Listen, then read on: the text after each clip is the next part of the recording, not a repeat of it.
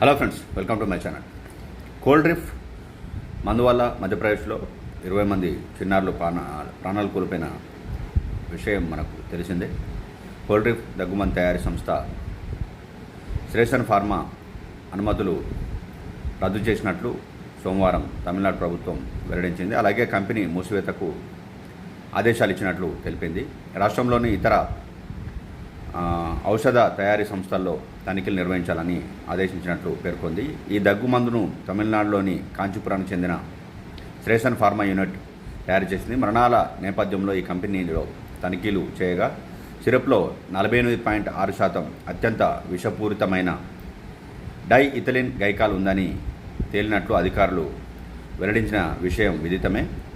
సరైన తయారీ పద్ధతులు అవలంబించలేదని 300 పైగా ఉల్లంఘనలు రికార్డ్ చేసినట్లు చెప్పారు. ప్రత్యేకంగా దర్యాప్తు బృందం ఇప్పటికే కంపెనీ యజమాని జి రంగనాథ్ను అరెస్ట్ చేసింది. అలాగే ఈరోజు ఉదయం ఫార్మా సంస్థకు చెందిన పలు ప్రాంతాల్లో ఈడీ తనిఖీలు నిర్వహించింది. దగ్గుమందు మరణాలకు తమిళనాడు అధికారుల నిర్లక్ష్యమే కారణమని కూడా దర్యాప్తులో భాగంగా కేంద్ర ఔషధ నియంత్రణ సంస్థ గుర్తించినట్లు నేషనల్ మీడియా కథనంలో వెల్లడించింది.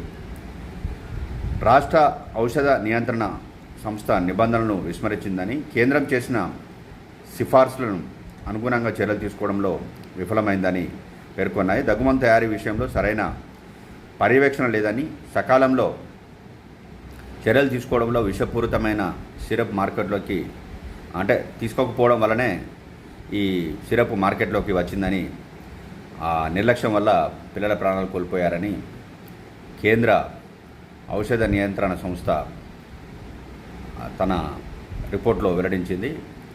ఈ నేపథ్యంలోనే తమిళనాడు ప్రభుత్వం కోల్డ్ డ్రిఫ్ దగ్గుమందును నిషేధించడంతో పాటు ఆ సంస్థకు ఇచ్చిన అనుమతులు రద్దు చేసింది.